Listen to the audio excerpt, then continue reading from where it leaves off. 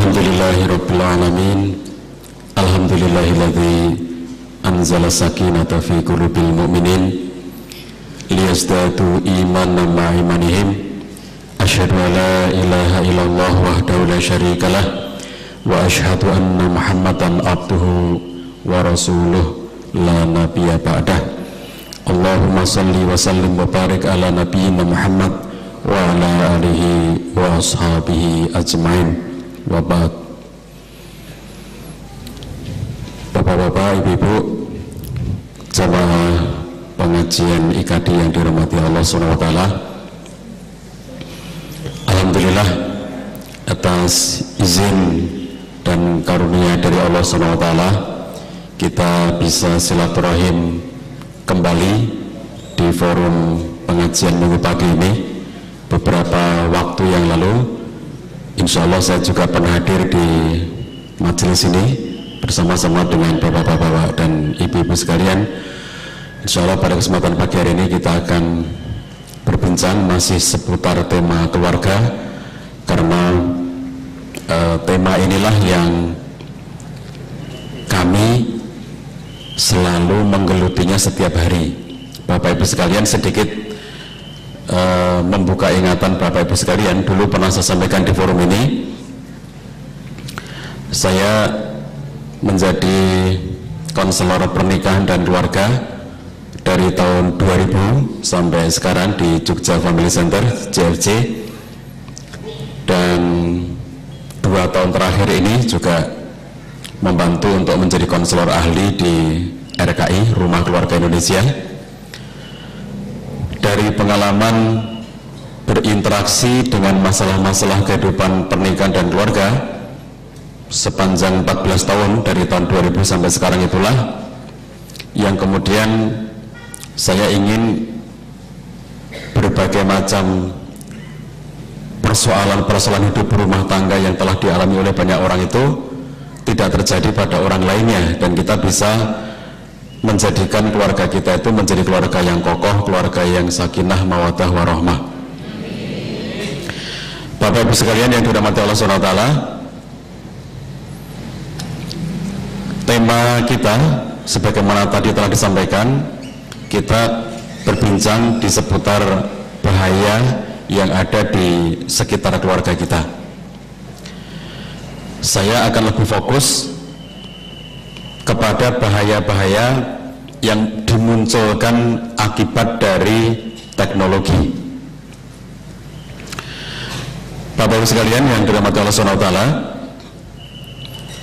kembali mengingatkan data di Indonesia itu, menurut BKKBN ada 2 juta pernikahan setiap tahunnya. Jadi tiap tahun itu, ibu-ibu, bapak-bapak, ada 2 juta orang menikah di Indonesia itu. Tetapi ada 300.000 orang bercerai setiap tahunnya. 300.000 orang bercerai setiap tahunnya, itu angka yang sangat besar. Angka ini menempatkan Indonesia menjadi negara dengan tingkat perceraian tertinggi se-Asia Pasifik. Data ini dirilis oleh BKKBN tahun 2013, akhir 2013 kemarin, Desember. Jadi kalau Bapak Ibu sekalian sering mendengar Indonesia itu sering kalah gitu ya, misalnya pertandingan sepak bola kalah, pertandingan badminton kalah gitu ya. Tidak seluruhnya kalah ya, ini urusan perceraian itu menang Indonesia itu. Nomor 1 se-Asia Pasifik itu. Menurut data dari Ditjen Badilak, Direktorat Jenderal Badan Peradilan Agama Mahkamah Agung, penyebab utama perceraian di Indonesia itu ada 2. Yang pertama adalah faktor ekonomi, dan yang kedua adalah faktor perselingkuhan. Faktor ekonomi dan faktor perselingkuhan itu 2 sebab utama mengapa terjadi perceraian di Indonesia. Dan yang lebih unik lagi adalah bahwa dari 300.000 orang bercerai setiap tahunnya itu, dalam kurun waktu kurang lebih 5 tahun terakhir ini 70% itu berupa gugatan cerai dari pihak istri. Jadi bukan talak dari suami kepada istrinya, tapi 70% itu adalah gugatan cerai dari pihak istri. Hati-hati ya bapak-bapak ya. 70% itu banyak banget. Jadi lebih dari 200.000 bentuknya adalah gugatan cerai dari pihak istri. Nah, Bapak Ibu sekalian yang dirahmati Allah SWT, ini data tentang nikah dan cerai di Indonesia. Nanti akan kita bahas dari sini soal mengapa fenomena ini bisa terjadi dari segi bahaya teknologi yang mengepung kita tadi. Sebelum kita teruskan, saya masih ingin menambahkan beberapa data terkait dengan bahaya yang mengepung di sekitar keluarga kita. Di antara fenomena yang juga memprihatinkan yang kemarin akhir tahun 2013 disorot oleh Komnas Perlindungan Anak Indonesia KPAI adalah tentang maraknya kasus kekerasan terhadap anak. Kasus ini, kekerasan terhadap anak ini juga meningkat dari waktu ke waktu, selalu bertambah dari waktu ke waktu, dan yang menyedihkan itu menurut data dari Komnas Perlindungan Anak Indonesia bahwa pelaku tindak kekerasan, siapa yang melakukan tindak kekerasan terhadap anak itu ya, itu kalau diurutkan 3 terbesarnya itu, nomor 1 adalah ayah tiri, nomor 2 adalah ayah kandung, dan nomor 3-nya adalah ibu kandung. Kemudian kalau dia dari segi korban, yang menjadi korban itu lebih banyak anak perempuan daripada anak laki-laki. Jadi anak perempuan itu rentan terhadap kekerasan di dalam keluarganya. Lalu bentuk kekerasan menurut Komnas Perlindungan Anak Indonesia, bentuk kekerasannya itu 3 yang paling besar itu, nomor 1-nya adalah kekerasan seksual, nomor 2-nya adalah kekerasan psikis, dan nomor 3-nya adalah kekerasan fisik. Datanya nyambung ya. Pelaku adalah ayah tiri yang paling tinggi tadi, nomor 2 korbannya adalah anak perempuan, dan yang ketiga bentuknya adalah kekerasan seksual yang paling tinggi itu. Jadi kira-kira bisa dibayangkan kejadiannya itu, dan itu dari waktu ke waktu kejadiannya semakin bertambah, selalu meningkat itu. Itu data kedua yang ingin saya sampaikan dalam kesempatan kali ini. Data pertama tadi soal nikah dan cerai, data kedua soal kekerasan anak, kekerasan terhadap anak. Data ketiga adalah soal moral. Bapak Ibu sekalian, untuk memahami fenomena moral ini, saya hanya mengambil 1 data saja, yaitu ini juga masih data dari Komnas Perlindungan Anak Indonesia.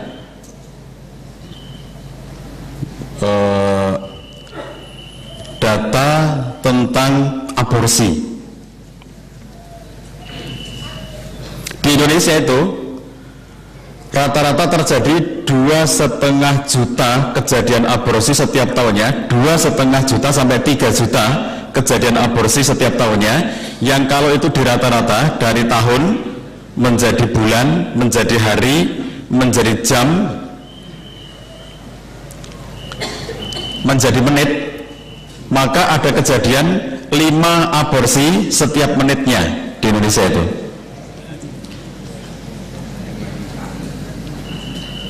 Pelaku aborsi masih menurut data yang sama, sebagian besarnya lebih dari 60% dilakukan oleh remaja umurnya 15 sampai 23 tahun. Dari sekian banyak kejadian aborsi itu, pelaku aborsi terbesar adalah remaja umurnya 15 sampai 23 tahun. Jadi ini menandakan kepada kita ya, satu contoh data buram ini cukup memberikan data kepada kita bahwa memang ada persoalan moral yang sangat besar di kalangan bangsa kita. Bapak Ibu sekalian, itu contoh-contoh data di sekitar kita, baik dari segi kasus nikah dan cerainya tadi, kemudian dari segi kekerasan di dalam rumah tangga kita, terutama terhadap anak, kemudian yang ketiga adalah kasus moral, diantaranya adalah aborsi. Kita belum berbicara soal narkoba, kita belum berbicara soal miras dan lain sebagainya, tapi ini semuanya adalah data-data dan fakta yang ada di sekitar keluarga-keluarga kita di Indonesia ini. Baik Bapak Ibu sekalian, saya ingin memulai dari mana fenomena seperti ini yang akhirnya menjadi bahaya bagi keluarga kita itu muncul, awalnya dari mana gitu. Pertama kali Bapak Ibu sekalian, tentu saja yang menjadi pokok utama persoalan itu adalah kerapuhan keluarga itu sendiri. Jadi bahaya ini sebetulnya tidak akan muncul, tidak akan berpengaruh pada keluarga yang memiliki ketahanan, keluarga yang memiliki kekokohan. Kalau keluarga itu rapuh, maka semua jenis bahaya itu dengan mudah masuk menghampiri keluarga itu. Jadi babnya adalah kerapuhan keluarga. Mengapa muncul kerapuhan keluarga, Bapak-Ibu sekalian? Keluarga ini menjadi rapuh, salah satunya adalah mereka itu lemah di dalam menjaga motivasi dan visi mereka dalam hidup berumah tangga. Motivasinya lemah. Saya kira saya pernah juga menyampaikan pada saat pertemuan sebelum ini bahwa contoh motivasi yang lemah itu ya, itu adanya nikah dan cerai dalam waktu yang singkat itu, pernikahan yang sangat singkat itu ya. Saya mengumpulkan data-data soal pernikahan singkat di Indonesia itu, diantaranya adalah ini kalau kita mencari di internet ya Bapak Ibu sekalian, itu ada orang-orang nikah di kalangan para selebritis atau di kalangan para artis atau juga di kalangan para pejabat. Karena kalau kita nyari di internet yang sering kalau anak muda menyebutnya sebagai googling atau searching itu ya, itu yang muncul tentu lebih banyak berita-berita di sekitar orang-orang terkenal. Orang terkenal itu mungkin dia artis, mungkin dia selebritis, mungkin dia pejabat, relatif di kalangan orang-orang terkenal itu. Nah, di lingkungan mereka itu dengan mudah kita mendapatkan misalnya contoh ada pernikahan yang terjadi di Indonesia itu hanya 13 jam. Jadi pagi menikah, malamnya sudah diceraikan. Ada pernikahan itu bertahan 4 hari. Ada pernikahan itu bertahan 1 bulan. Ada 2 bulan, 3 bulan dan seterusnya. Saya membuat klasifikasi data seperti itu ya. Dari itu tidak usah mencari data dari pengadilan agama, tetapi kita dengan sangat mudah itu ya mencari data seperti itu dengan searching dan googling itu berita-berita di seputar orang-orang yang terkenal itu ya.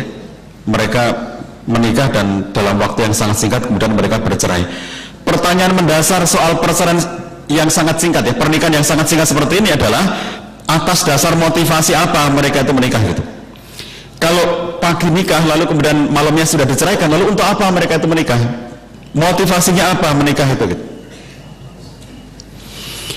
Motivasi inilah yang kemudian sangat menentukan corak dan warna dari kehidupan kita Bapak Ibu sekalian. Kalau memang pernikahan itu, kita berumah tangga itu adalah kita memiliki motivasi yang kuat untuk ibadah kepada Allah, memiliki visi yang kuat untuk mencapai surganya Allah, maka di dalam keluarga ini tentu harus ada upaya untuk menjaga agar motivasi ibadah, kemudian keinginan visi bersama untuk memasuki surganya Allah itu selalu menjadi sesuatu yang dilakukan, sesuatu yang kemudian diaplikasikan dalam kehidupan keluarga kita.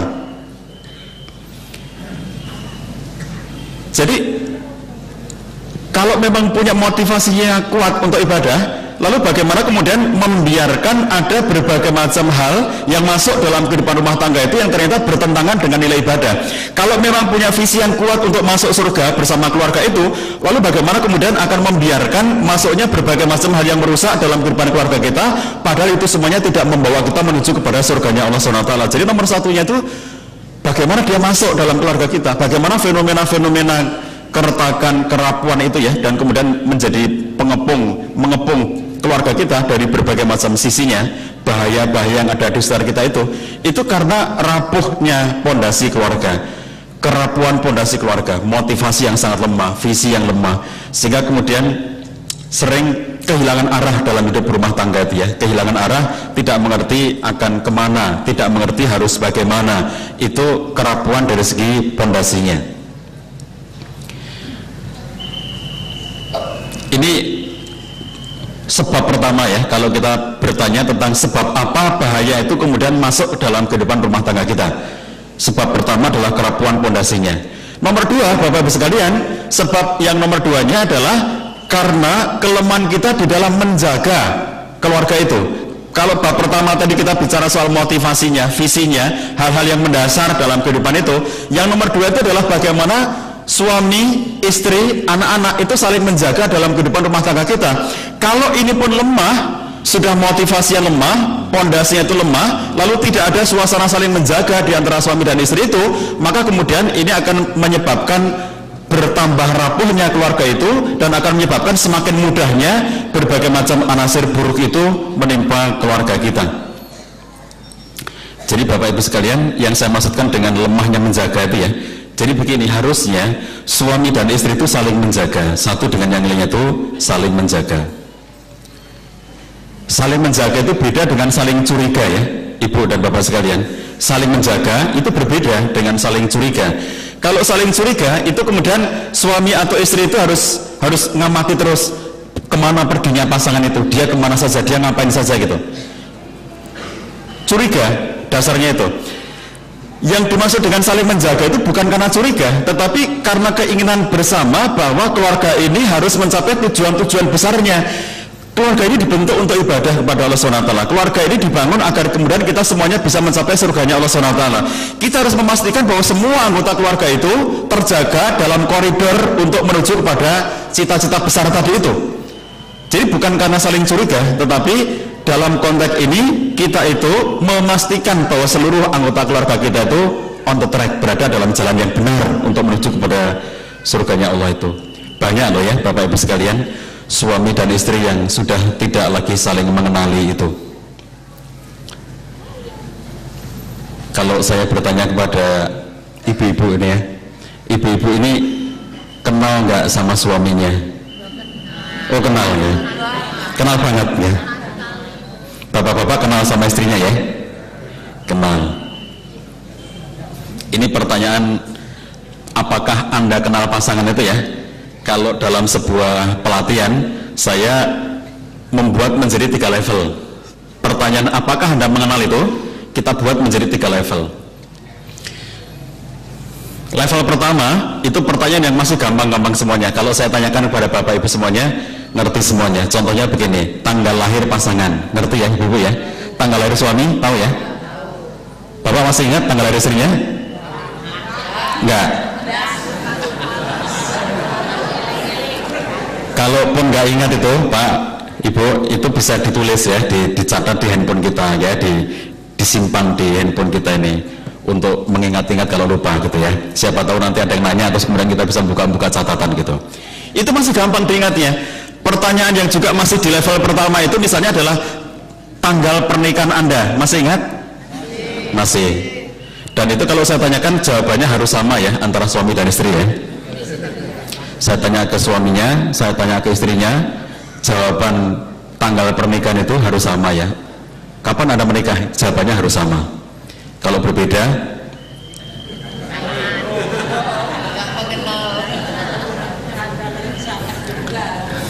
kalau berbeda, patut diduga gitu, kalau berbeda itu. Terus pertanyaan berikutnya yang masih di level pertama itu misalnya begini, apa makanan kesukaan pasangan Anda? Ditanyakan kepada ibu-ibu, ibu-ibu apa masakan kesukaan suami? Ngerti ya ibu ya? Bagaimana cara tahu? Dimasakin aja tiap hari beda-beda gitu ya, untuk menguji apakah dia senang apa enggak gitu ya. Hari ini dimasakin pecel, dimakan habis, oh berarti senang gitu ya. Besok dimasakan sop, habis juga, oh berarti senang. Besok dimasakan lodeh, habis juga, oh berarti senang. Besok dimasakan nasi goreng, habis juga. Kesimpulannya emang rakus gitu ya. Ini masih mudah dijawab. Di level pertama ini pertanyaan-pertanyaannya sekedar untuk apakah Anda itu cukup punya ingatan tentang pasangan Anda. Meningkat ke level kedua.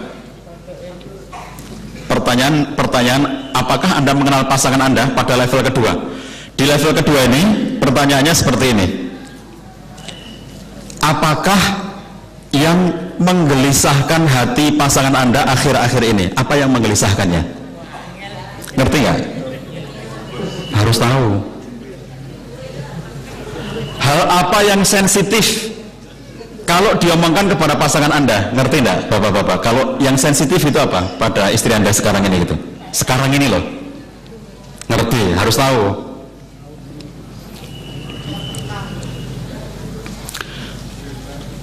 Termasuk pertanyaan, hadiah apa yang apabila Anda berikan kepada pasangan itu akan sangat menyenangkan dirinya karena paling sesuai dengan harapannya, paling sesuai dengan kebutuhannya sekarang ini. Ibu-ibu ngerti hadiah apa yang kalau diberikan ke suaminya itu paling seneng, paling pas, dia merasa itu cocok banget dengan kebutuhannya sekarang ini, ngerti nggak? Duit. Kalau duit itu kebutuhan sepanjang zaman, Bapak Ibu sekalian ya. Tapi apa yang paling dibutuhkannya sekarang itu, yang paling pas dengan sekarang ini? Oh, belum tentu duit. Ada suami itu membelikan handphone istrinya, malah istrinya marah-marah. Dikiranya handphone seperti ini akan menyenangkan sekali karena harganya mahal gitu. Setelah dibelikan ke istrinya, dikasihkan sebagai hadiah, malah dimarahi sama istrinya ya. Punya uang malah dibelikan kayak begitu, untuk apa katanya gitu. Ada suami yang pengen romantis karena dia pengen memberikan kejutan di saat hari ulang tahun istrinya ya, nggak biasa-biasanya gitu. Kemudian dia beli bunga dan diserahkan kepada istrinya di hari ulang tahun pernikahan mereka itu ya. Ini hadiah ulang tahun pernikahan kita, setangkai bunga gitu. Dibuang sama istrinya. Kanggo opo kaya ngene gitu. Nang omah ora iso masak malah tuku bunga katanya gitu ya. Ini mending mbok tuku kangkung iki mau gitu. Makanya kalau kita di sini itu hadiah ulang tahun ke istri itu bayam gitu ya, Bapak Ibu ya, kangkung gitu. Itu lebih bermanfaat untuk dimasak sama ibu-ibu itu. Bunga itu kan kebiasaan orang barat, kita itu nggak punya kebiasaan bunga itu. Bawa setangkai bunga segar gitu-gitu ya. Kata ibu-ibu ini cuma layu 3 hari, 4 hari, 5 hari layu gitu. Kalau kangkung bisa dimakan, kalau bunga nggak bisa dimakan. Belum tentu kita itu bisa memberikan hadiah kepada pasangan kita sesuatu yang paling pas sesuai dengan kebutuhannya. Ini pengenalan level kedua. Betulkah Anda mengenali pasangan Anda? Di level kedua ini, itu kita baru bisa menjawab apabila kita memiliki cukup informasi dan pengenalan tentang kondisi pasangan kita yang terkini. Ini masih gampang kita menjawabnya. Pertanyaan intinya itu di level ketiga ini. Ya, tadi ada 3 level ya. Level pertama masih gampang-gampang, tanggal lahir pasangan, tanggal pernikahan Anda, makanan yang disukainya, teman karib pasangan Anda gitu-gitu. Ya, masih gampang-gampang gitu. Level kedua itu apa yang menggelisahkannya, apa yang diinginkannya, hadiah apa yang paling pas dengan pasangan Anda. Itu level kedua, masih bisa dijawab sepanjang kemudian kita bisa mengenali pasangan kita dengan baik. Pertanyaan intinya di level ketiga ini, Bapak Ibu tolong dijawab, tidak sekarang, nanti di rumah tolong dijawab. Level ketiga ini harus dijawab dan harus bisa menjawab. Pertanyaannya adalah, kapan terakhir kali Anda mengenali pasangan Anda? Kapan terakhir kalinya? Anda harus bisa menjawabnya. Kenapa pertanyaan ini justru menjadi pertanyaan paling penting? Karena Bapak Ibu sekalian, banyak sekali suami dan istri itu yang sudah berhenti mengenali pasangannya sekian waktu yang lalu. Dia sudah tidak lagi mengenali kondisi pasangannya pada kondisi sekarang ini. Itulah sebabnya dia tidak lagi bisa menjaga pasangannya. Nggak bisa menjaga, kenapa? Kenal saja tidak. Kalau tadi saya tanyakan, betulkah, apakah Anda mengenal? Pasti semua mengatakan saya kenal. Kenal lah, luar dalam saya kenal pasangan saya gitu. Luar dalam saya kenal semuanya gitu. Belum tentu. Anda belum tentu mengenali pasangan Anda pada kondisinya yang sekarang ini. Belum tentu Anda mengenalinya. Kenapa? Setiap hari kita itu berubah. Bapak Ibu sekalian, keluarga adalah organisme hidup. Karena organisme hidup, maka kemudian semuanya mengalami ciri pertumbuhan dan perkembangan. Semua dari kita itu tumbuh dan berkembang. Suami tumbuh dan berkembang, istri tumbuh dan berkembang. Saya dulu menikah tahun 91, Bapak Ibu sekalian. Waktu tahun 91 saya menikah. Waktu itu nama saya Cahyadi edisi 91. Sekarang ini tahun 2014, nama saya Cahyadi edisi 2014.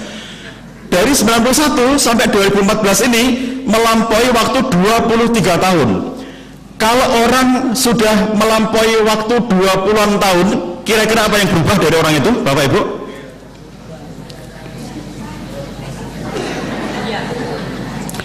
Fisik ya. Dulu saya tidak berubah, sekarang berubah. Dulu waktu saya menikah tahun 91 itu 49 kilo, sekarang hampir 2 kali lipat gitu-gitu.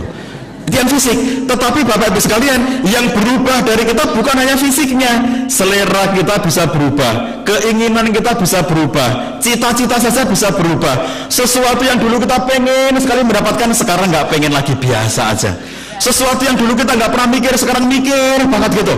Semua dari kita berubah, semua dari kita berkembang. Makanya mohon maaf Bapak Ibu sekalian, tadi kalau saya cerita bahwa saya menjadi konselor pernikahan dan keluarga 14 tahun dari tahun 2000 sampai sekarang, terlalu banyak problem-problem hidup orang berumah tangga itu yang bermula dari mereka itu tidak lagi mengenali pasangannya. Kalau suami dan istri itu tidak lagi mengenali pasangannya pada kondisi yang sekarang itu, maka akan muncul gejala yang disebut dengan tiba-tiba. Tiba-tiba. Jadi kalau di ruangan konseling ada istri yang datang ke Jogja Family Center, ketemu dengan kami, lalu kemudian dia bercerita, nangis-nangis menceritakan masalahnya gitu ya. Dia mengatakan, Pak Cahyadi, suami saya itu selama ini sebetulnya baik-baik saja, tapi saya kaget, tiba-tiba dia selingkuh. Coba kalimat ini, tiba-tiba dia selingkuh. Apa ada selingkuh tiba-tiba itu? Saya bayangkan aja nggak bisa kok. Gimana coba teknisnya selingkuh tiba-tiba itu gimana? Orang baik-baik saja, sholat 5 waktu, biasa ngaji, biasa ke masjid, pulang dari sholat subuh di masjid, selingkuh dulu gitu. Ya nggak mungkin. Tidak ada selingkuh tiba-tiba itu. Selingkuh itu ada prosesnya. Mengapa si ibu ini mengatakan tiba-tiba suami saya selingkuh? Karena dia sudah berhenti mengenali pasangannya. Dia tidak lagi mengenali kondisi suaminya pada kondisi yang sekarang ini, nggak lagi dikenalinya.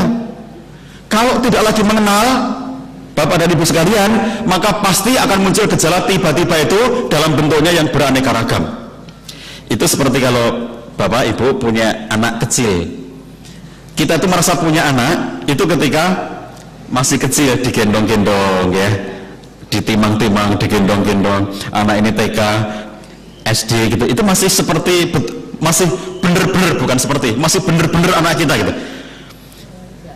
Bapaknya pergi, ikut, kata anaknya itu ya. Ibunya pergi, ikut gitu. Kalau nggak diajak nangis, itu anak kita waktu masih kecil. Begitu dia kemudian sudah SMP, berbeda lagi.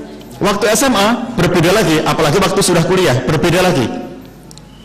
Makanya ada orang tua yang kemudian ketika misalnya anaknya itu disuruh ke masjid gitu ya, nak ke masjid gitu, anaknya nggak mau, ibunya atau bapaknya itu bilang, nak kamu dulu tidak seperti ini. Perhatikan kalimatnya, kamu dulu tidak seperti ini. Dulu kamu itu begitu dengar azan langsung ke masjid. Sekarang kenapa tidak lagi mau ke masjid? Ibu ini kaget, bapak ini kaget. Dulu anaknya itu begitu mendengar azan langsung ke masjid. Sekarang tidak lagi mau ke masjid. Bapak ibu ini tidak tahu kapan saatnya anak ini berubah. Jadi bapak ibu ini sudah lama sekali berhenti mengenali anaknya. Dulu, jadi kalau orang mengatakan dulu dan sekarang itu ya, dalam bentuk keheranan seperti itu, menandakan dia sudah berhenti mengenali pasangannya atau berhenti mengenali anak-anaknya. Klien kami diantaranya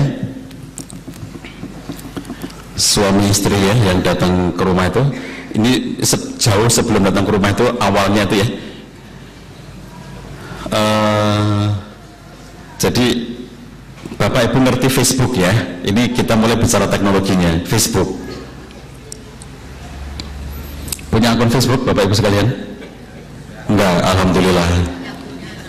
Ada yang punya, ada yang enggak. Nggak apa-apa, orang itu nggak harus punya. Jangan merasa ketinggalan kalau tidak punya Facebook. Kenapa harus punya Facebook? Kenapa kita diatur-atur oleh orang lain gitu? Nggak punya Facebook nggak apa-apa, nggak punya akun Twitter nggak apa-apa gitu. nggak kenal WhatsApp nggak apa-apa. Kenapa kita mengharuskan diri untuk merasa harus punya WhatsApp, harus punya BBM, harus punya Facebook, harus punya Twitter? Itu kan maunya orang-orang gitu. Kenapa kita harus diatur oleh orang-orang itu gitu? Tidak harus punya ya. Cuman saya menceritakan, kebetulan saya waktu buka Facebook itu di bagian yang paling atas ini muncullah postingan seorang teman laki-laki.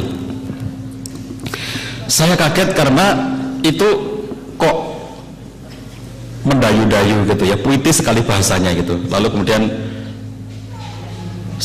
karena saya agak-agak curiga gitu ya dengan teman ini gitu, saya kemudian masuk ke dinding Facebooknya, ke wallnya itu, saya tarik ke atas kira-kira sampai dengan 3 bulan. Saya lihat postingan-postingannya di Facebook itu semuanya kalimat-kalimat yang puitis, kalimat-kalimat yang indah gitu.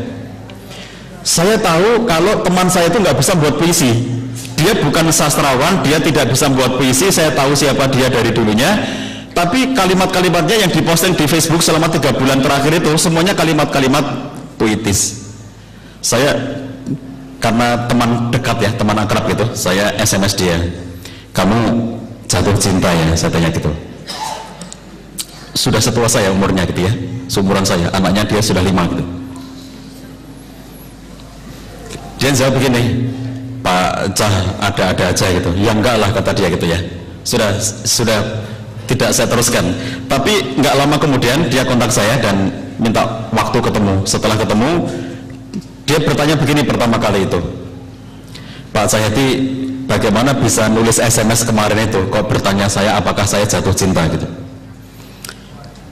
Tidak ada angin, tidak ada hujan, tiba-tiba Pak Cahyadi SMS apakah saya jatuh cinta itu. Dari mana bisa meng-SMS seperti itu? Saya bilang begini, bagaimana kamu bilang tidak ada angin, tidak ada hujan? Buka Facebook kamu, saya bilang gitu. Dia buka Facebooknya di depan saya, baca, saya bilang, status kamu itu apa maksudnya?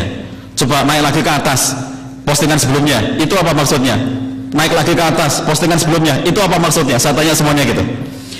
Saya kan ngerti kamu itu nggak bisa buat puisi, dan bagaimana kamu bisa menciptakan kalimat-kalimat indah seperti itu? Jadi teorinya, Bapak-Ibu sekalian, ini kalau konselor mengetahui teori ini, bahwa orang itu kalau jatuh cinta maka dia akan menjadi pujangga.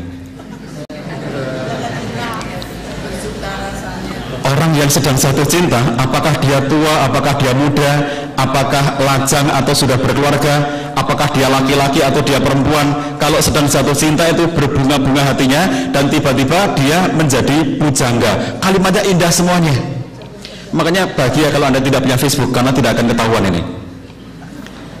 Kan saya tahunya lewat Facebook tadi itu ya. Setelah saya suruh baca Facebooknya itu, barulah dia ngaku. Dia cerita semuanya bahwa dia memang sedang tergila-gila dengan seorang perempuan. Saya tanya sudah sejauh mana gitu. Ya sudah macam-macam kata dia ya. Dia sudah melakukan banyak hal gitu. Sejak dari boncengan pergi berdua, kemudian belanja berdua, makan siang berdua, makan malam berdua, dan bla bla bla, dia cerita semuanya gitu. Terus saya tanya begini, itu sudah berapa lama? Ya sudah cukup lama kata dia gitu. Terus maunya kamu itu apa? Kamu seorang laki-laki yang beristri dan punya anak, dan kemudian kamu menjalin hubungan asmara dengan seorang perempuan. Apakah kamu bermaksud untuk menjadikan dia sebagai istri kedua kamu gitu? Kata dia begini, sebetulnya awalnya begitu katanya, tetapi seiring dengan berjalannya waktu itu, saya melihat ini tidak mungkin bisa diterima oleh istri saya katanya. Istri saya pasti tidak setuju gitu. Jadi akhirnya saya bingung dengan status hubungan ini. Saya bilang, kamu pengen meneruskan dalam bentuk pernikahan atau pengen mengakhiri? Saya tanya begitu. Pengen mengakhiri kata dia. Oke, pengen mengakhiri. Kamu ngerti caranya mengakhiri? Tidak kata dia. Kamu percaya sama saya? Percaya. Kalau begitu gunakan cara saya. Saya tuntun dia, saya latih dia untuk kemudian bagaimana cara melepaskan diri dari hubungan ini. 6 bulan Bapak-Ibu sekalian ya. Jadi saya itu, kami di Jogja Family Center itu juga di Rumah Keluarga Indonesia di RKI itu kadang-kadang kalau konseling itu sederhana, cuman sekali, 2 kali datang, 3 kali, 4 kali datang, paling-paling begitu. Tapi kalau yang namanya pendampingan itu ya, itu bisa berbulan-bulan, dan itu menghabiskan banyak energi. Ini sampai 6 bulan saya dampingi, sampai akhirnya saya yakin betul bahwa orang ini sudah clear ya, tidak ada lagi hubungan dengan perempuan itu. 6 bulan itu untuk memisahkan kedua makhluk yang sedang jatuh cinta itu. Bukan ini yang pengen saya ceritakan.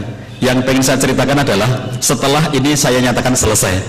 Saya ngomong dengan si laki-laki itu, clear ya? Sudah selesai ya? Ya sudah selesai gitu. Sebulan setelah peristiwa kita nyatakan selesai itu, istrinya si laki-laki ini telepon saya. Dia bilang, Pak Cahyadi, suami saya selingkuh katanya gitu. Itu sebulan setelah kita nyatakan selesai. Padahal saya mendampinginya 6 bulan. Berarti itu bulan ke-7 dari kita melakukan pendampingan itu. Istrinya telepon saya, nangis-nangis dalam teleponnya itu mengatakan suami saya selingkuh gitu. Saya tanya begini, ibu tahu dari mana kalau suaminya selingkuh? Dari catatan-catatan hariannya. Jadi suaminya itu lagi pergi keluar kota tugas kantor selama seminggu, terus besok pagi suaminya itu datang dari bepergian seminggu tadi, maka malam hari ini si istri ini kemudian bersih-bersih kamar. Waktu bersih-bersih kamar, dia kaget menemukan buku catatan harian suaminya yang isinya itu ditulis semua kisah cintanya dengan perempuan tadi, ditulis dengan lengkap gitu, dengan detail. Terus saya tanya, ibu coba periksa siapa nama perempuan itu yang ditulis di situ, disebutkan namanya gitu. Oh betul itu perempuan yang sudah kita selesaikan urusannya dengan laki-laki ini ya. Jadi bukan perempuan lain lagi, ya perempuan itu sudah selesai. Cuman masih ada catatannya yang membuat istrinya menjadi tahu gitu, yang sebelumnya tidak tahu. Saya tanya begini, ibu ngertinya kapan? Ya tadi malam itu. Tadi malam ketika kemudian saya membersihkan kamar dan menemukan buku catatan harian itu, dan saya tahu dari buku catatan harian itu bahwa suami saya itu selingkuh gitu. Saya tanya, apakah ibu tidak ngerti sebelumnya? Tidak, selama ini dia baik-baik saja gitu. Saya tahu semalam itu dari buku catatan harian yang tidak sengaja saya temukan itu gitu. Terus saya bilang begini, kebetulan suami istri ini kenal saya. Saya tanya, ibu percaya saya enggak gitu? Percaya Pak Cah. Kalau percaya saya mau mengikuti omongan saya enggak gitu? Mau, kata dia gitu. Kalau memang mau dan ibu percaya kepada saya beritahukan bahwa masalah ini sudah selesai, kasusnya sudah kita selesaikan sebulan yang lalu, saya bilang gitu. Jadi ini sudah selesai, jangan bungkit lagi gitu. Loh, jadi Pak Cahyadi tahu kalau suami saya selingkuh? Tahu, saya bilang gitu. Kenapa nggak bilang sama saya? Loh, yang tidur setiap hari itu siapa dengan dia itu? Saya kan ketemu sesekali waktu aja. Masa saya orang lain malah lebih mengerti bahwa suami kamu selingkuh? Harusnya kan kamu yang lebih ngerti duluan. Kamu tidur tiap hari dengan dia, kamu ketemu tiap hari dengan dia, kamu tinggal serumah dengan dia. Saya kan ketemu kadang-kadang saja. Masa saya yang lebih peka dan lebih melihat bahwa dia ini orang yang sedang jatuh cinta dan kamu malah tidak tahu, padahal kamu hidup sehari-hari dengannya. Coba, bagaimana kemudian kita mengatakan bahwa kita ini mengenal pasangan kita? Kalau kita sendiri masih suka menjumpai hal yang tiba-tiba. Kakek nenek, kakeknya 85 tahun, neneknya 80 tahun. Mereka hidupnya happy-happy aja gitu. Suatu ketika mereka itu bertengkar hebat. Kakek nenek ini bertengkar hebat itu, berantem. Selesai bertengkar ditanya sama cucunya itu, kek kenapa sih bertengkar? Nek kenapa bertengkar? Kata neneknya, iya tuh kakek kamu itu nggak ngerti tuh. Dulu dia tidak begini, setelah tua aneh-aneh aja kelakuannya. Kata nenek ini, dulu dia tidak begini, setelah tua aneh-aneh aja kelakuannya. Kalimat ini menandakan bahwa si nenek ini sudah lama sekali berhenti mengenali kakek itu, nggak kenal lagi. Dulu dia tidak begini. Jadi Bapak Ibu sekalian, orang berubah itu bukan hanya orang muda yang berubah, orang tua juga berubah. Sepanjang hidup masih menjadi milik kita, kita itu berubah setiap harinya, kita berubah setiap saatnya. Itu yang namanya organisme hidup. Maka ini tadi bab kedua. Bab pertamanya adalah yang menyebabkan bahaya tadi mengepung rumah tangga kita itu karena rapuhnya pondasi. Yang kedua karena tidak lagi saling menjaga, lemah dalam penjagaannya. Coba kita perhatikan kasus-kasus yang akhir-akhir ini terjadi dalam situasi seperti ini ya Bapak Ibu sekalian. Teknologi ini telah membuat yang jauh menjadi dekat, yang dekat menjadi jauh. Bapak Ibu kalau sering mendengar ada orang membuat grup ya, ada grup BBM, grup WhatsApp, grup lain dan seterusnya gitu, grup Facebook gitu-gitu. Banyak sekali orang membuat grup-grup gitu. itu dalam grup itu menghimpun sangat banyak orang yang berjauhan. Apalagi kalau diantara bapak ibu, terutama yang anak-anak muda, kalau ada yang masuk grup ODOJ, One Day One Juice, satu grup isinya 30 orang, setiap hari setoran bacaan Qurannya 1 juz, maka dalam satu hari itu mereka satu grup itu khatam Quran sekali ya, karena masing-masing nyetorkan hafalan, bukan hafalan, bacaan Qurannya masing-masing 1 juz. Grup ODOS ini kan sekarang lagi marak di mana-mana. Satu grup ODOS itu isinya bukan hanya misalnya sama-sama orang Kediri, bukan, sama-sama orang Jawa Timur, bukan. Ini terdiri dari orang berbagai macam negara. Ada yang di Indonesia, ada yang di Amerika, ada yang di Saudi, ada yang di Mesir, ada yang di mana-mana. Orang Indonesia yang bertebaran di mana-mana, dan kemudian mereka membuat grup sendiri untuk kemudian mereka saling silaturahim lewat grup itu, dan kemudian saling menyemangati untuk membaca Quran tiap harinya 1 hari 1 juz. ODOS itu ya.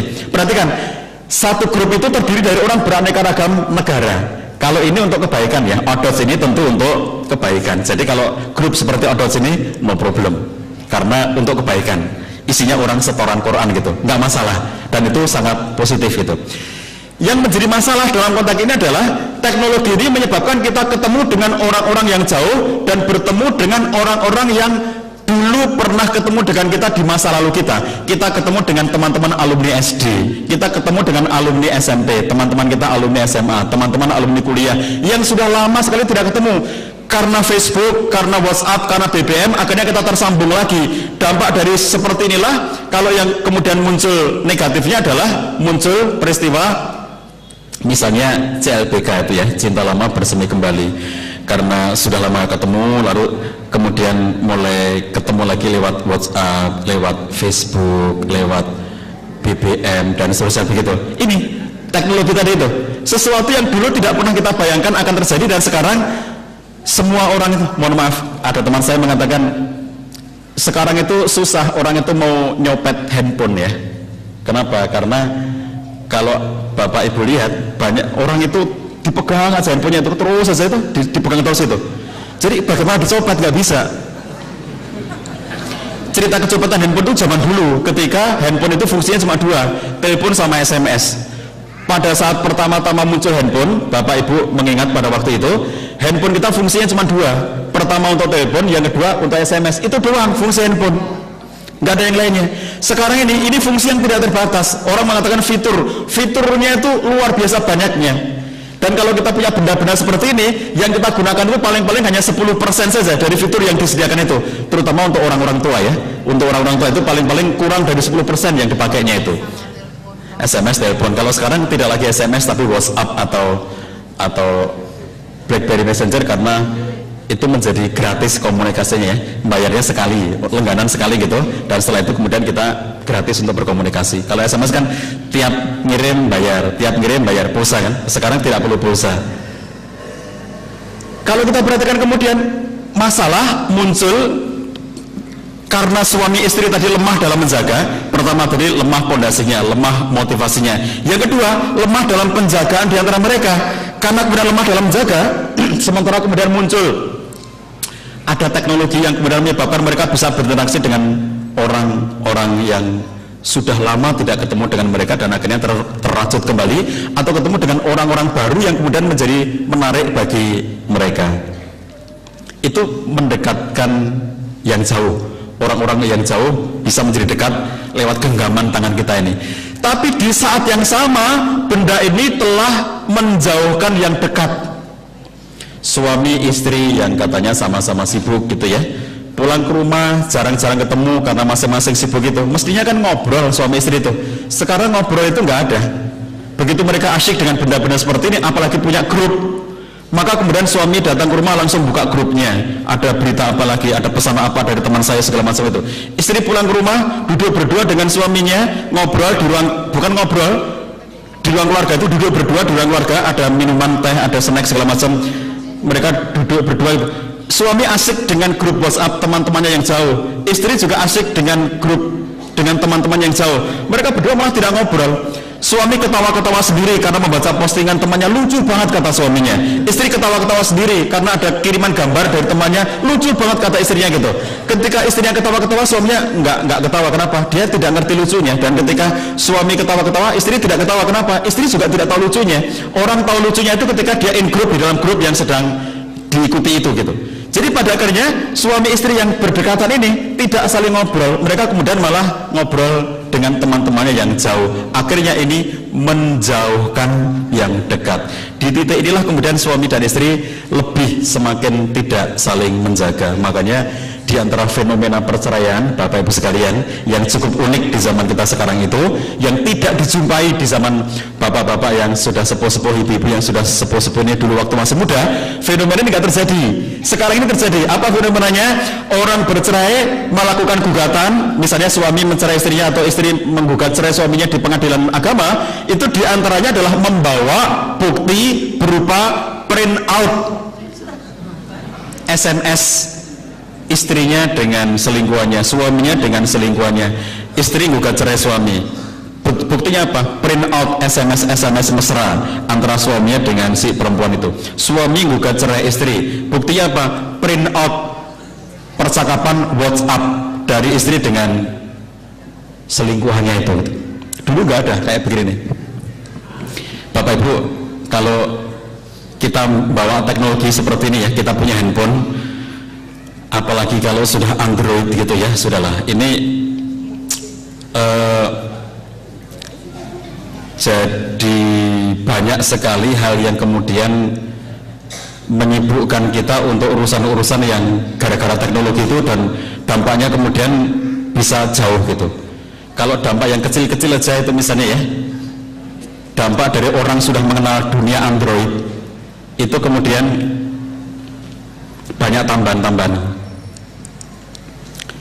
Misalnya gini, kalau bapak-bapak ini menjadi imam sholat di masjid itu ya, menjadi imam sholat itu nanti ada tambahannya. Biasanya sawu suhwakum bisolah gitu. Sekarang matikan handphone Anda, kalimat matikan handphone Anda gitu ya, itu tambahan. Dulu tidak ada itu. Terus bid'ah di dalam kegiatan sehari-hari. Mestinya kalau kita mau makan, mau minum itu ya, pertama apa Bapak Ibu sekalian? Doa, ya kan? Doa. Setelah itu baru kita makan. Kalau sekarang apa pertama? Dipotret dulu, diupload, baru doa, dan baru dimakan. Bid'ah baru dalam makan itu ya. Dan banyak sekali hal yang seperti itu. Apa-apa diupload itu. Suaminya mati. Sebentar saya ganti status dulu kata istrinya ya. Facebooknya itu biasanya statusnya kan menikah gitu ya, karena barusan suaminya mati dikabari anaknya, bu bapak kecelakaan mati di rumah sakit. Sebentar saya ganti dulu status saya gitu ya di Facebook itu, lajang gitu.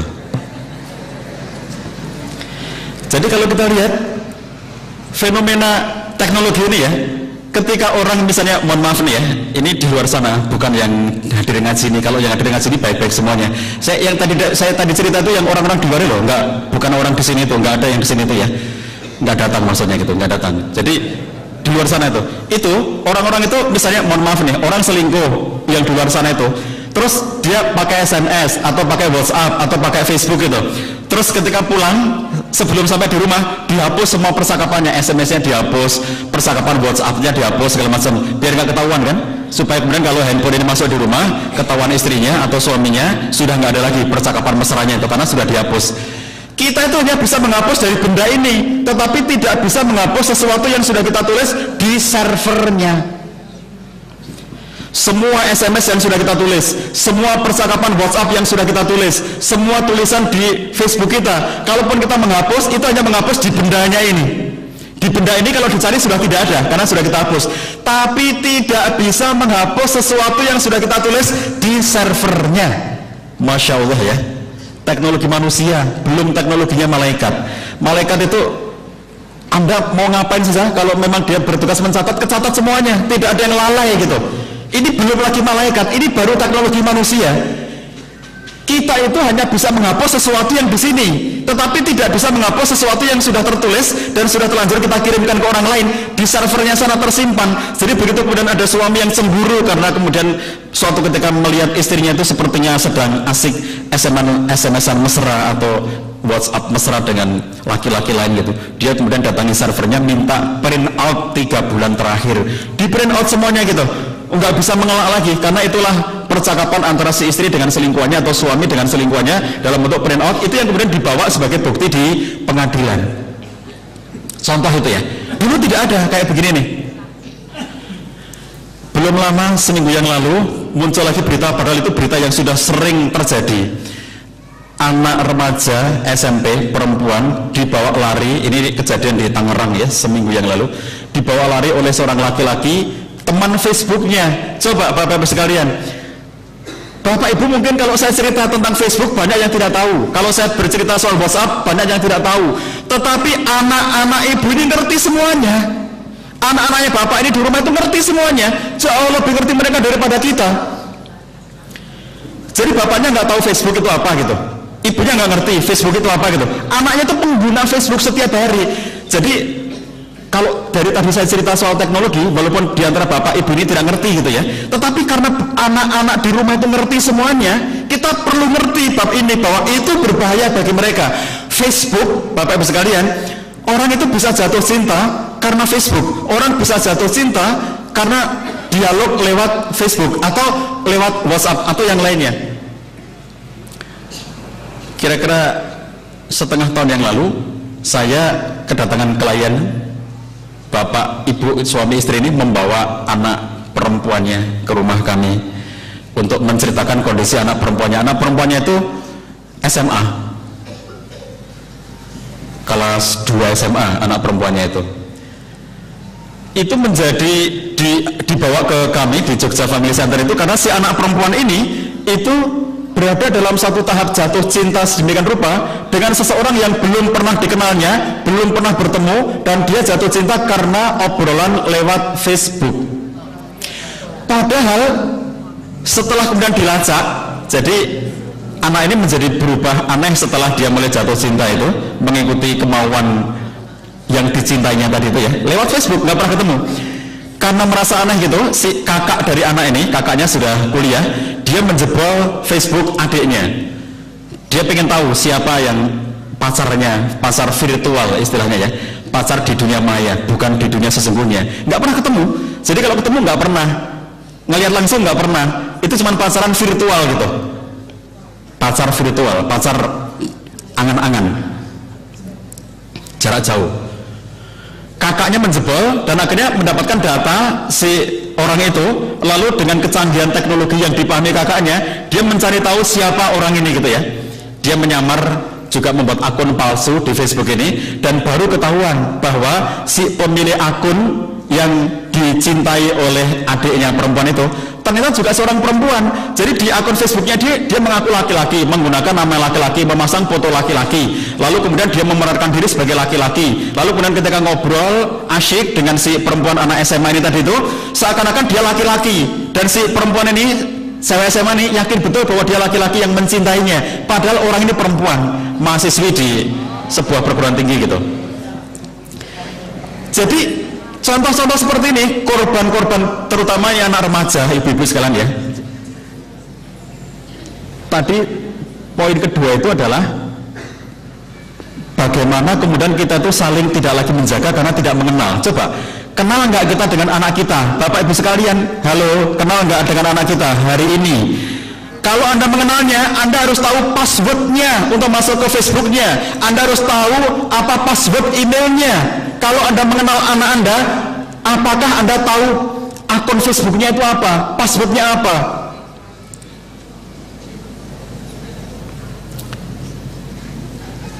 Seorang ibu aktivis pengajian seperti ini, anggota majelis taklim. Saya itu lebih ngerti anaknya daripada ibu itu. Saya lebih tahu anaknya. Kenapa? Si ibu ini gaptek, nggak ngerti teknologi. Anak ini biasa ngontek-ngontek saya di Facebook, tanya-tanya sesuatu, tanya agama gitu. nanya-nanya gitu, konsultasi. Sesekali waktu kita kaget karena si anak perempuan ini, mahasiswi, itu kok fotonya di Facebook itu nggak pakai kerudung gitu, padahal anak ini hari-hari pakai kerudung, lalu di foto Facebooknya itu nggak pakai kerudung. Saya bilang sama anak perempuan saya, "Dok, kamu kenal ini kan?"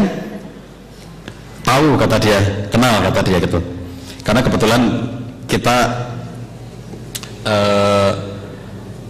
bertetangga, walaupun nggak dekat-dekat amat, tapi cukup mengenal gitu ya. Kita kenal, saya kenal bapak ibunya, dan kemudian juga anak saya itu juga kenal anaknya gitu.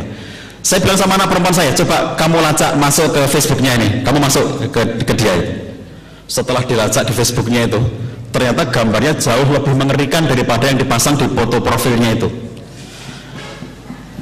Jadi anak ini memasang foto-foto dirinya, mohon maaf jangan dibayangin, pokoknya jelek, foto-foto yang sangat tidak pantas di-upload gitu ya, dan itu di-upload banyak sekali gitu di Facebooknya. Ibunya itu nggak tahu, bapaknya nggak tahu. Bahkan kalau saya tanya, suatu ketika bapak ibunya, karena di rumah saya itu ada pengajian, bapak ibu sekalian, kalau sebulan sekali itu di rumah saya ada pengajian, namanya pengajian permata. Permata itu singkatan pernek rumah tangga. Jadi habis pengajian sebulan sekali, pengajian di rumah saya, pengajian pernek rumah tangga itu biasanya kemudian setelah selesai pengajian ada saja bapak atau ibu yang kemudian ngobrol konsultasi dengan saya gitu ya. Suatu ketika bapak dan ibunya si anak ini itu konsultasi dengan saya. Dia menceritakan, "Anak saya kok sekarang mulai malas ibadah," kata dia gitu kan. "Banyak sekali hal yang bolong. Bahkan kadang-kadang saya curiga apakah tadi malam dia sholat isya apa tidak, apakah pagi tadi sempat sholat subuh apa tidak," gitu, kata bapak ibunya itu ya, tentang anak perempuannya itu. Saya tanya begini, "Bapak ibu ngerti nggak bapak si anak ini dia punya akun Facebook apa enggak gitu?" "Kayaknya punya deh," kata dia. Kayaknya punya deh gitu. "Bapak ibu tahu nama akun Facebooknya apa?" "Saya nggak tahu," gitu. "Berarti kalau begitu bapak ibu nggak pernah dong masuk ke akun Facebooknya anak itu?" "Nggak pernah," kata dia gitu. Saya bilang, "Kalau begitu Anda betul-betul tidak mengenal lagi anak Anda. Masuk akun Facebooknya anak saja nggak bisa, Anda tidak mengenal. Jangan mengatakan kenal anak Anda kalau Anda tidak mengerti akun Facebook anak Anda, kalau Anda tidak mengerti password emailnya, dan kalau benda-benda yang Anda belikan dengan sangat canggih itu Anda berikan kepada anak-anak Anda, dan ternyata dia lock, ngerti lock, ini lock, ini lock. Kalau ini hilang ya, handphone saya ini hilang itu, dijamin bapak dan ibu tidak bisa menggunakannya. Kenapa? Karena ada password di sini tuh, nggak akan bisa menggunakan. Kalau ini hilang itu nggak bisa digunakan, karena saya mengelola semua kegiatan saya di sini. Jadi kalau ini sampai hilang, kemudian tidak saya lock, orang bisa menggunakannya. Nanti orang bisa macam-macam dengan semua akun pribadi saya gitu ya. Misalnya dia memposting sesuatu di Facebook saya, dia bisa lakukan kalau tidak saya lock. Makanya saya lock, saya kunci. Handphone anak ibu, handphone anak-anak bapak bisa jadi dikunci, karena dia tidak tahu orang tua, dia tidak ingin orang tuanya masuk dan mengetahui apa isinya. Dikunci. Kalau bapak ibu tidak tahu passwordnya, jangan mengatakan kenal anaknya.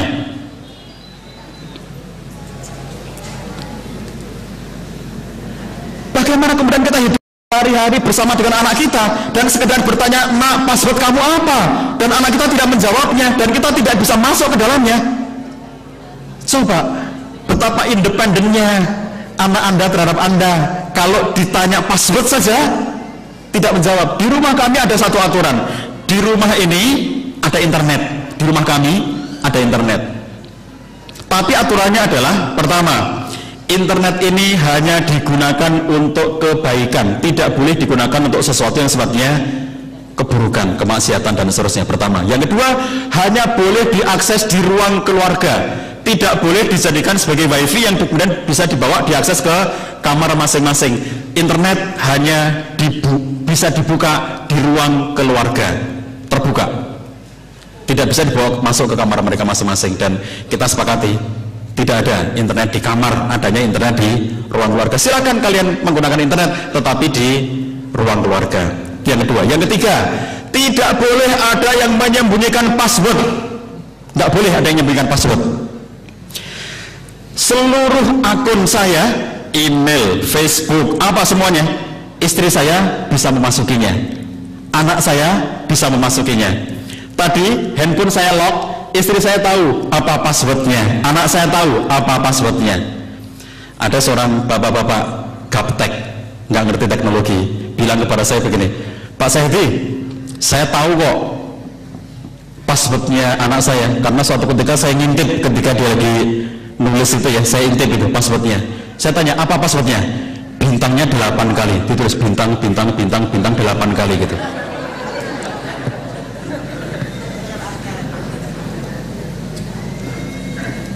Bapak ini tidak tahu kalau pas nulis password itu ya, apapun yang kita tulis munculnya pasti bintang gitu. Nulis apa saja munculnya pasti bintang gitu.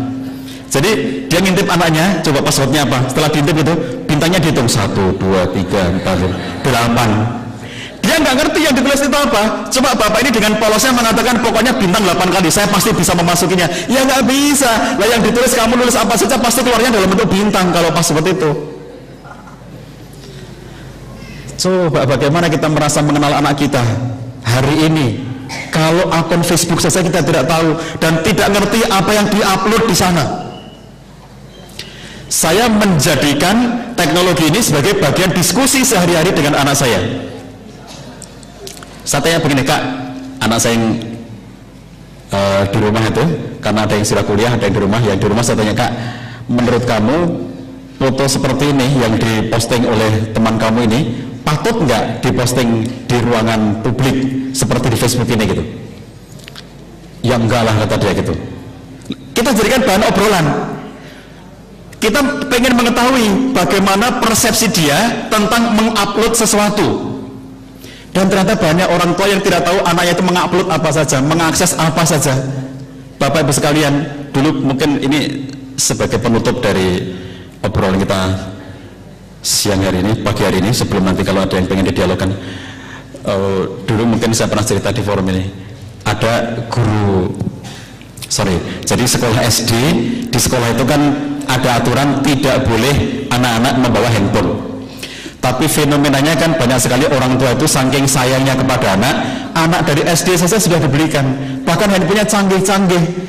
Saking sayangnya orang tua kepada anak itu, memanjakan sedemikian rupa, anak SD saja sudah dibelikan handphone yang canggih, handphonenya sudah Android. Di sekolah SD itu, teman saya cerita, dia sebagai guru, sesekali waktu dilakukan razia anak-anak SD itu, apakah mereka bawa handphone apa tidak, karena tidak boleh bawa handphone. Jadi dirazia sesekali waktu. Ketika dirazia itu terkumpullah, pasti ada ya, setiap kelas itu mesti ada anak bawa handphone, tiap kelasnya pasti ketemu. Dikumpulkan kadang-kadang sampai 20 handphone dari sekolahan itu ya, kadang-kadang 15 handphone gitu yang terazia itu. Jadi setiap razia selalu ketemu handphone. Setelah handphone terkumpulkan, misalnya 20 handphone gitu ya, kemudian mereka melakukan, bapak ibu gurunya kan terus ngumpul melihat 20 handphone itu. Maunya mereka untuk mengetahui isi handphone anak-anak itu apa saja, mereka akses apa saja, nyimpan gambar apa saja, data yang ada di dalamnya itu apa saja, kalau ada videonya yang disimpan itu apa saja. Mereka itu pengen mengetahui 20 handphone yang sedang disita itu. Tapi apa yang terjadi? Bapak ibu gurunya tidak bisa membuka handphone itu, karena handphonenya bapak ibu guru handphone jadul. Handphonenya anak-anak, handphone canggih, handphone Android. Bapak ibunya nggak kenal Android, bapak ibu guru nggak kenal Android, kenalnya handphone lama yang isinya itu hanya SMS dan telepon saja. Jadi sudah bisa mengumpulkan, merazia sampai 20 handphone terkumpulkan. Begitu pengen dilacak isinya apa, buka saja nggak bisa kok. Bagaimana bisa masuk ke dalamnya? Buka aja nggak bisa kok. Gimana cara buka handphone seperti ini gitu? Gak ngerti. Kan biasanya kalau SMS ini ada papan tombol-tombolnya itu ya. Ini kok handphone kayak TV katanya, nggak ada tombol-tombolnya. Terus ini kalau nulis SMS bagaimana? Katanya kok nggak ada tombol-tombolnya begitu. Bapak ibu sekalian, bahaya inilah yang mengepung keluarga kita. Salah satunya karena kurangnya penjagaan. Bapak ibu boleh gaptek itu, Tapi yang penting menjaga anaknya, menjaga pasangannya. Tidak semua dari kita harus mengerti teknologi, tetapi yang penting jaga anak kita. Ku anfusakum wa ahlikum naro. Penjagaan, dan betapa lemahnya kita menjaga. Bagaimana tidak dikatakan lemah dalam menjaga? Kalau saya tanya, akun Facebook anaknya saja tidak tahu, email anaknya tidak tahu, email anaknya tidak tahu, lalu kemudian kalau handphonenya di lock, apa passwordnya tidak tahu, bagaimana dikatakan kita bisa menjaga anak kita? Mudah-mudahan kita semua yang ada di sini mendapatkan kekuatan dari Allah SWT untuk bisa saling menjaga keluarga kita sehingga menjadi keluarga yang sakinah, mawaddah warahmah, dan bisa bahagia sampai jannah surganya Allah SWT. Demikian Bapak Ibu yang dirahmati Allah, masih ada waktu satu, kalau ingin ada yang disampaikan boleh bertanya, boleh menyampaikan sesuatu. Silakan kalau ada. Panitia tadi memberikan waktu, katanya ada, boleh. Ibu ada ini yang sudah di depan. Mari Ibu. Waalaikumsalam warahmatullahi wabarakatuh.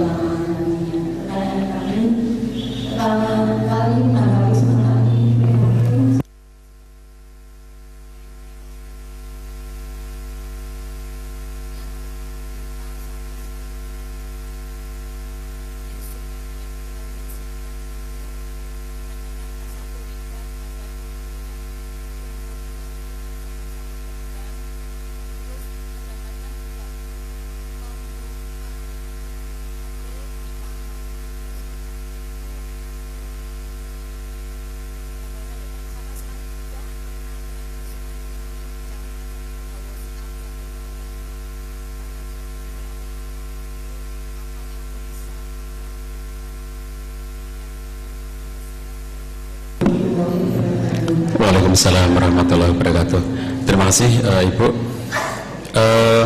Memang ketika orang tua atau kakek nenek ya kemudian melihat perilaku anak atau cucunya yang mencurigakan itu, ketika kemudian anak ini cenderung menyembunyikan sesuatu, misalnya ya,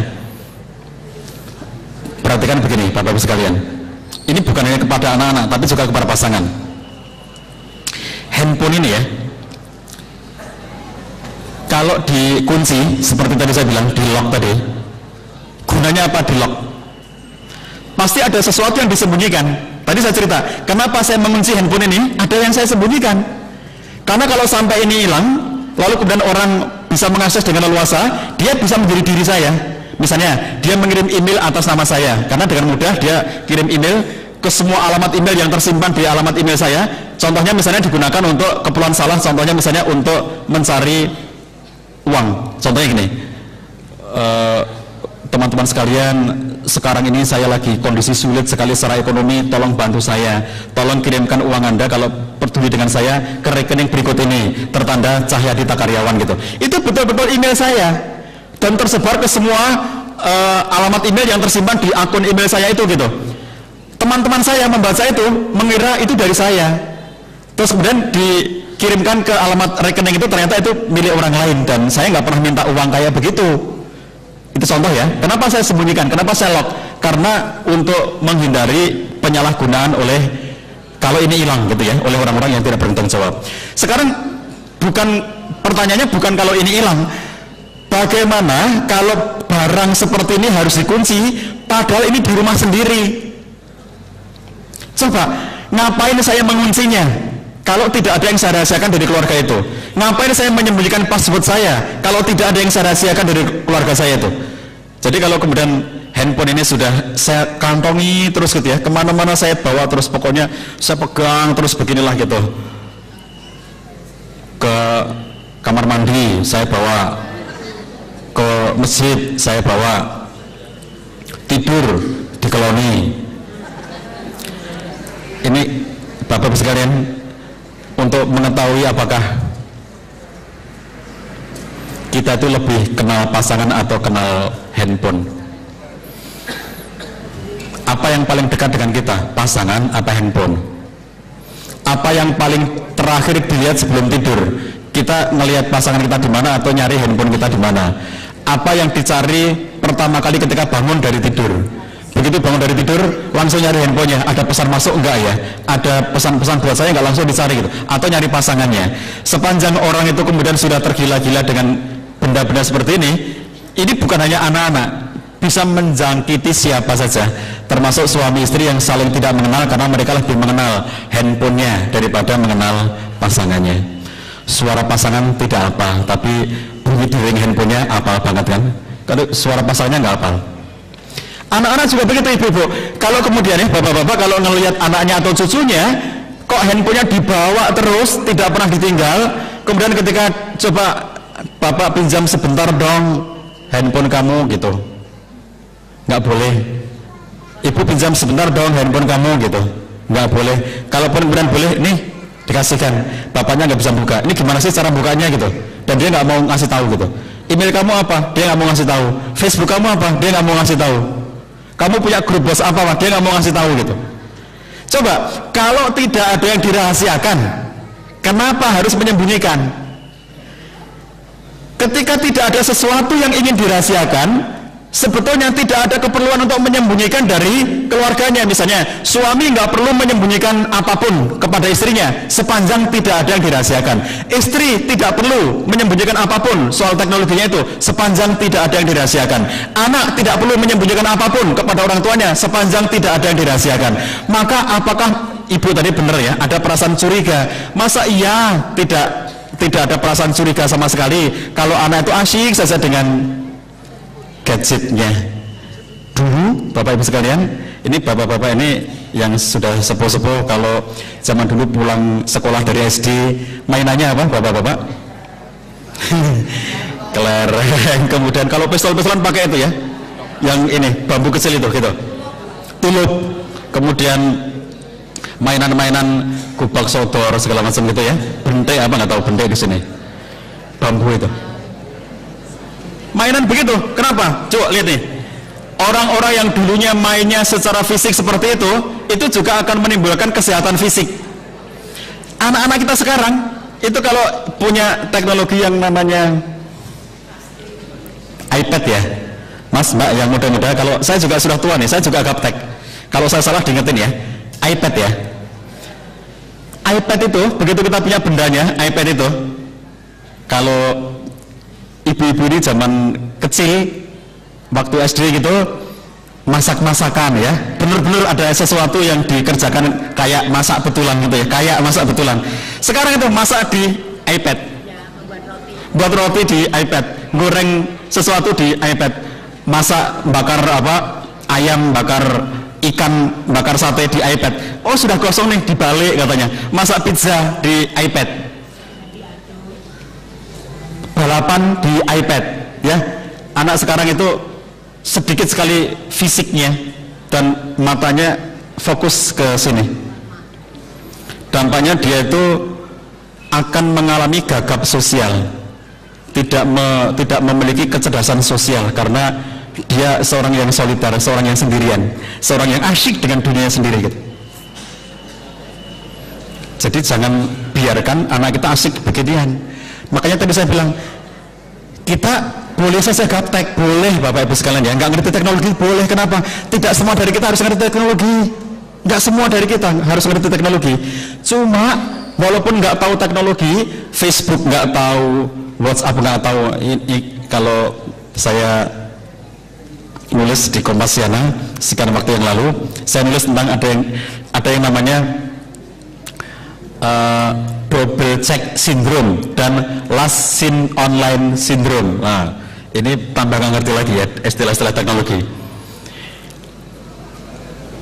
Contoh seperti ini kita tidak harus tahu, nggak harus tahu kita. Bapak ibu itu yang wajib tahu itu ya, ilmu akidah wajib tahu, ilmu ibadah wajib tahu, akhlak wajib ngerti, halal haram fikih wajib ngerti gitu. Kalau teknologi tidak wajib ngerti, nggak harus tahu. Cuma kalaupun kita tidak ngerti teknologi, nggak ngerti Facebook, nggak ngerti Twitter, nggak ngerti berbagai macam akun dan fiturnya teknologi itu, tetapi jangan sampai kita lalai untuk menjaga keluarga kita. Dekat, kita harus dekat. Bagaimana caranya supaya kemudian anak dan cucu kita itu bisa terbuka dengan kita? Nomor satu, kedekatan kita dengan mereka, jadilah sahabat bagi mereka.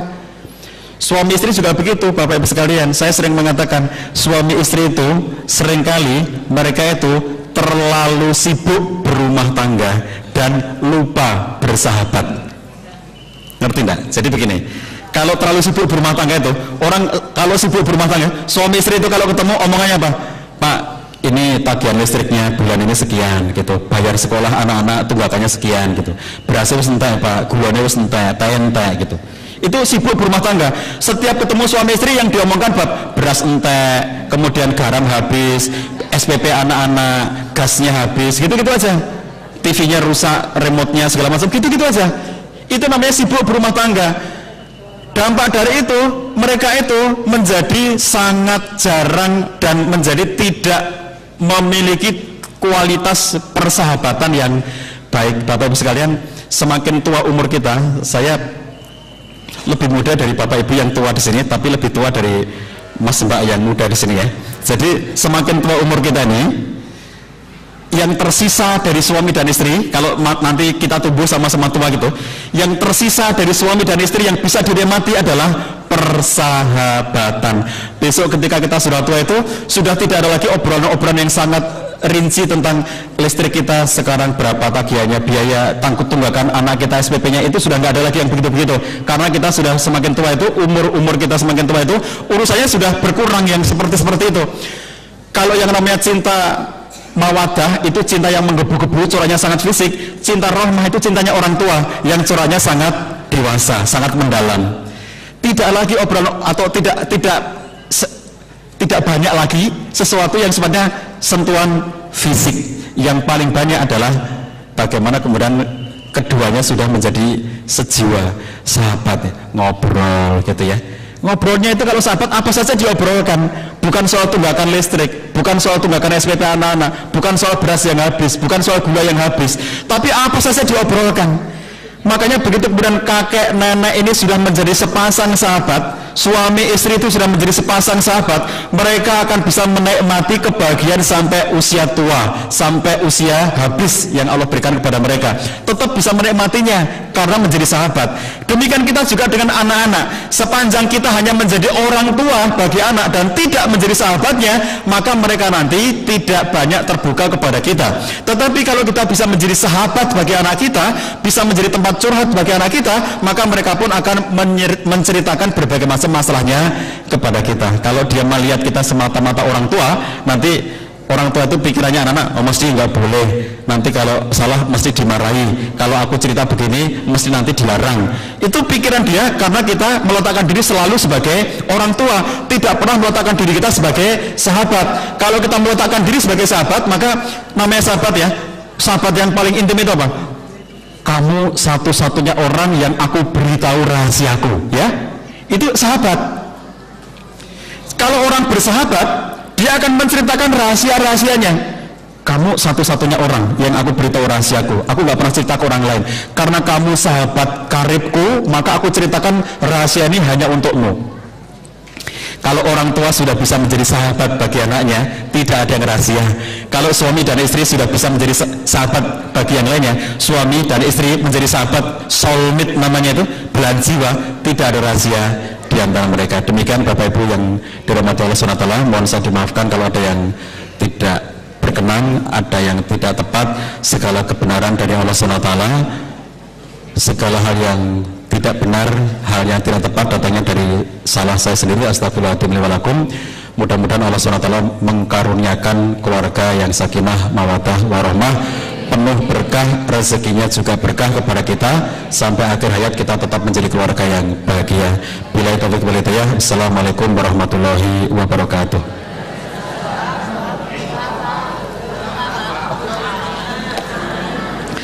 Terima kasih, diingatkan. Baik Bapak Ibu sekalian, marilah kita akhiri majelis kita ini dengan bersama-sama berdoa kepada Allah Subhanahu wa taala, biridhoillahi taala wa bisyafati Rasulillah sallallahu alaihi wasallam. Al-Fatihah. A'udzubillahi minasyaitonirrajim. Bismillahirrahmanirrahim. Alhamdulillahirabbil alamin, arrahmanirrahim, maliki yaumiddin. Iyyaka na'budu wa iyyaka nasta'in, ihdinas siratal mustaqim, siratal ladzina an'amta 'alaihim ghairil maghdubi 'alaihim waladdallin. الضالين آمين أعوذ بالله من الشيطان الرجيم بسم الله الرحمن الرحيم اللهم صل على سيدنا محمد وعلى آله وصحبه أجمعين والحمد لله رب العالمين اللهم اغفر للمؤمنين والمؤمنات والمسلمين والمسلمات الأحياء منهم والأموات ربنا لا تزغ قلوبنا بعد إذ هديتنا وهب لنا من لدنك رحمة إنك أنت الوهاب اللهم أرنا الحق حقا وارزقنا اتباعه وأرنا الباطل باطلا وارزقنا اجتنابه ربنا هب لنا من أزواجنا وذرياتنا قرة أعين واجعلنا للمتقين إماما رب اجعلني مقيم الصلاة ومن ذريتي ربنا وتقبل دعاء سبحان ربك رب العزة عما يصفون وسلام على المرسلين والحمد لله رب العالمين. Hadirin hadirat yang dirahmati Allah, demikian tadi pengajian Ahad pagi yang telah disampaikan oleh Ustaz Cahyadi